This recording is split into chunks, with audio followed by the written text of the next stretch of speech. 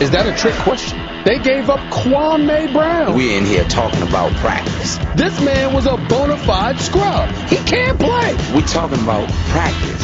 I'm most happy that Jesus Christ did not let me lose my teeth when I was 20 years old. Hey, this is Charles Barkley. I'm a dumbass. But I was wondering, like, what if you kept your baby teeth until the age of 18 or 20 and then you lose them? That would look pretty bad.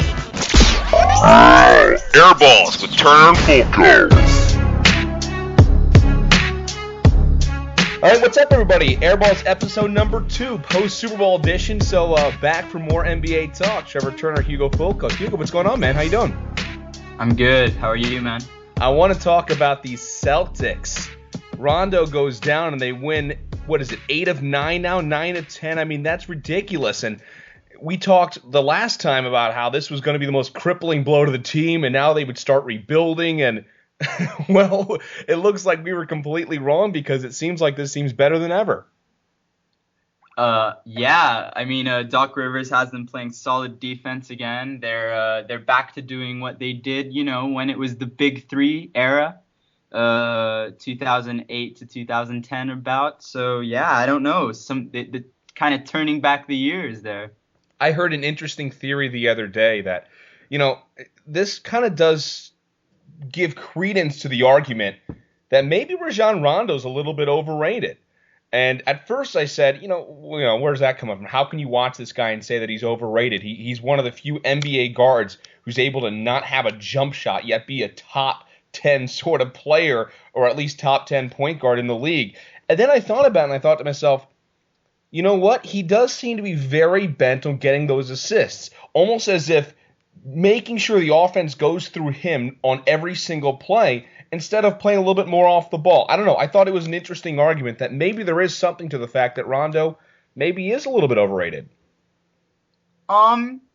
It's really interesting that you mentioned that because when we talk about our top 5 later, I actually had a really big deliberation with myself about where to put Rondo, and we'll come to that a little later. But yeah, I think that notion has some substance to it because maybe this. I know it's Rondo's team now, before he went down, but maybe KG and Pierce are still the most integral pieces just because of that veteran leadership and just the way Garnett is still able to anchor a defense. And if you think about the offense right now, Doc Rivers is just running a point guard-less offense. Yeah. He's got Avery Bradley. He's got Courtney Lee. They're playing. They've stepped up their games.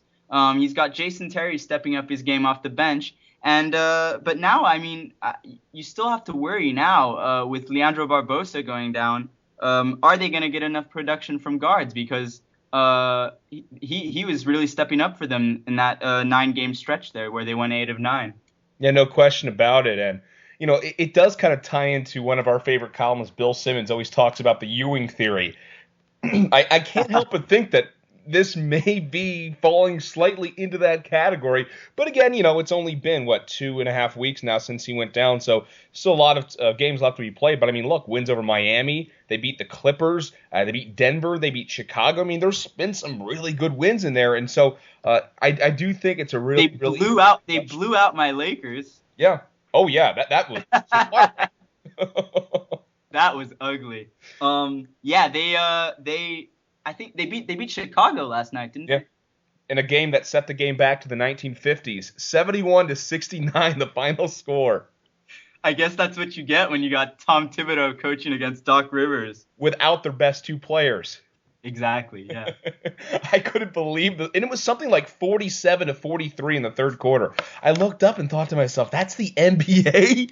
It's not the University of Boston versus University of Chicago here. Exactly. It was like a college game. Yeah.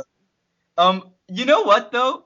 With all this said and done, I still think that Danny Ainge, I wouldn't be surprised if Danny Ainge still pulled the last-minute trigger, though. And that's kind of the question I want to ask you. Do you still think, even though they're winning these games, do you still think Pierce, Garnett, pieces like that should be on the move? I mean, you know what? It's really hard not to think big picture. Maybe because I'm not a Celtics fan and I'm not living in the moment and riding this post-Rondo injury wave, but it's really hard not to think big picture. And I think if you're management, you always have to think big picture. And it makes very little sense to keep Garnett and Pierce because, as we discussed last time, they're not going to win a championship. That's the bottom line. To me, no one's going to top the Heat in the East. So, I mean, do you really just want to, like, have this one last hurrah, go into the playoffs as an 8 or 7 seed or wherever they are? They might be up to 6 now. But do you really just want to go into the playoffs, maybe win a series, and then just postpone it once again? Postpone the rebuilding movement. No, I think you're right. You do have to. You have to look long term. And this team's not beating Miami. They're just not. It's not. And I got that they beat them the other day, but in a 7-game series, they're not beating Miami. And we Absolutely also learned, not. I think we learned with Chicago last year. Remember, Chicago was without Derrick Rose for a lot of last year as well. And now he got the major injury in the playoffs, but Rose was in and out of the lineup all year last year. And if you remember, Chicago was the number 1 seed, not Miami, even though Chicago was without their best player for a lot of the year. Suddenly the playoffs roll around, and they lose in the first round to the Philadelphia 76ers.